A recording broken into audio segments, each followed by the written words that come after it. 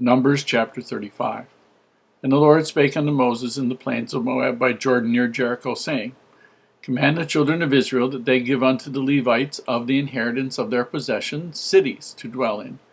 And ye shall give also unto the Levites suburbs for the cities round about them. And the cities shall they have to dwell in, and the suburbs of them shall be for their cattle, and for their goods, and for all their beasts. And the suburbs of the cities which ye shall give unto the Levites shall reach from the wall of the city and outward 1,000 cubits round about. And ye shall measure from without the city on the east side 2,000 cubits, and on the south side 2,000 cubits, and on the west side 2,000 cubits, and on the north side 2,000 cubits. And the city shall be in the midst. This shall be to them the suburbs of the cities. And among the cities which ye shall give unto the Levites, there shall be 6 cities for refuge, which ye shall appoint for the manslayer, that he may flee thither, and to them ye shall add 42 cities. So all the cities which ye shall give unto the Levites shall be 48 cities. Them shall ye give with their suburbs. And the cities which ye shall give shall be for the possession of the children of Israel. From them that have many ye shall give many, but from them that have few ye shall give few. Every one shall give of his cities unto the Levites according to his inheritance which he inheriteth. And the Lord spake unto Moses, saying, Speak unto the children of Israel, and say unto them, When ye be come over Jordan into the land of Canaan, then ye shall appoint you cities to be cities of refuge for you, that the slayer may flee thither, which killeth any person at unawares. They shall be unto you for cities for refuge from the avenger, that the manslayer die not, until he stand before the congregation in judgment. And of these cities which ye shall give, 6 cities shall you have for refuge. Ye shall give 3 cities on this side Jordan, and 3 cities shall ye give in the land of Canaan, which shall be cities of refuge. These 6 cities shall be a refuge, both for the children of Israel, and for the stranger, and for the sojourner among them, that every one that killeth any person unawares may flee thither. And if he smite him with an instrument of iron, so that he die, he is a murderer. The murderer shall surely be put to death. And if he smite him with a throwing stone, wherewith he may die, and he die, he is a murderer. The murderer shall surely be put to death. Or if he smite him with an hand weapon of wood, wherewith he may die, and he die, he is a murderer. The murderer shall surely be put to death. The revenger of blood himself shall slay the murderer. When he meeteth him, he shall slay him.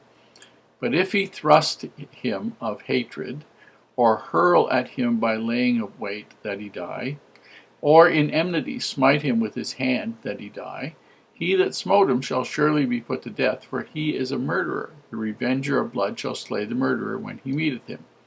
But if he thrust him suddenly without enmity, or have cast upon him anything without laying in wait, or with any stone wherewith the man may die, seeing him not, and cast it upon him that he die, and was not his enemy, neither sought his harm, then the congregation shall judge between the slayer and the revenger of blood according to these judgments.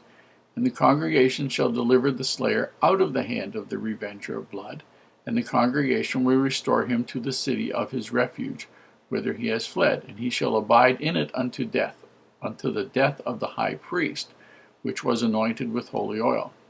But if the slayer shall at any time come without the border of the city of refuge, whither he has fled, and the revenger of blood find him without the borders of the city of refuge, and the revenger of blood kill the slayer, he shall not be guilty of blood, because he should have remained in the city of his refuge until the death of the high priest. But after the death of the high priest, the slayer shall return into the land of his possession. So these things shall be for a statute of judgment unto you, throughout your generations in all your dwellings. Whoso killeth any person, the murderer shall be put to death by the mouth of witnesses, but one witness shall not testify against any person to cause him to die. Moreover, ye shall take no satisfaction for the life of a murderer which is guilty of death, but he shall be surely put to death. And ye shall take no satisfaction for him that is fled to the city of his refuge, that he should come again to dwell in the land until the death of the priest.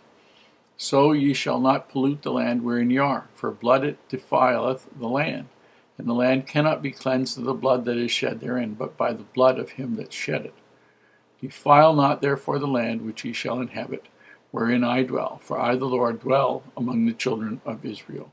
The concept of a city of refuge is one that is very poorly understood in the Western world, but is actually applied in numerous cultures. Basically, if you were a murderer, if there was somebody that you were a known enemy to, and anything you did was responsible for their death, you were considered to be responsible for it, and that the death penalty was expected. Now, they had a person, or we might have had several people, but they at least had one person whose job it was to carry out the sentence. And the community would decide. There were judges appointed. There was a mechanism where it was going to happen.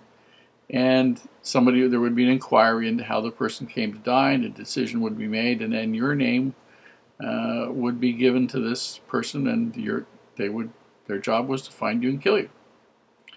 They didn't bother with prisons, by and large. They didn't have long sentences while you were waiting to be anything happened to you. They just sent somebody to go find you. Now, the idea of a city of refuge was if something you did caused somebody to die, and you were innocent of any known cause, and it was an accident, something not deliberate, then the only hope you had of living was to go to one of these 6 cities. There were 3 of them on the east side of the Jordan, which is where the children of Manasseh, Gad, and Reuben lived, and 3 in the Canaan part of Israel. And these were 6 of the 48 cities that the Levites were. And what had to happen was you had to make it there. And the usual thing that happened was if somebody killed somebody, the first thing they did, now it didn't do any good if you deliberately killed this person, it didn't make any difference where you went. There was no refuge for you. But if you'd accidentally killed somebody, then you would go to one of these cities of refuge, one of the cities of Levites, and there would still be an investigation, and they would determine that you had accidentally killed this person. In which case, you were then expected to live inside the city of the Levites, not outside the border, not go outside of town for a breath of fresh air, nothing. Inside the city.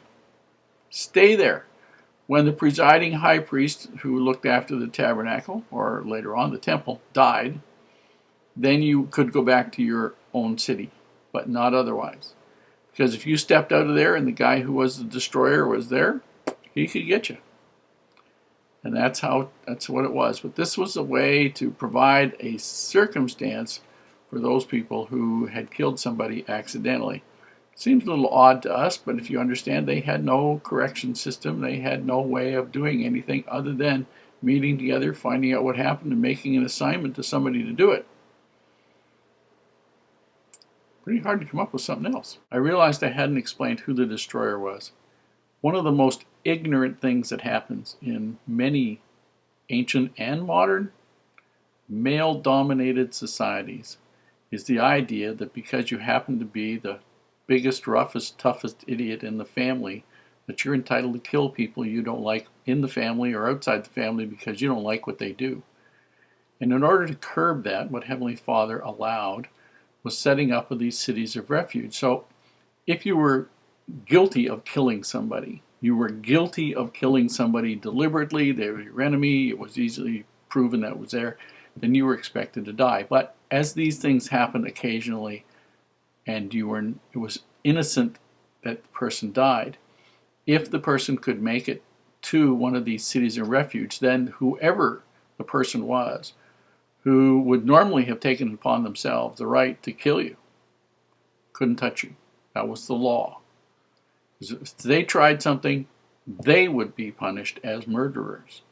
And this was a very important thing which worked. We see it too many times in modern days, how ignorant that is, and we see it happen all the time in every culture around there. And this was the way Heavenly Father set it up, so it didn't happen with the Hebrews.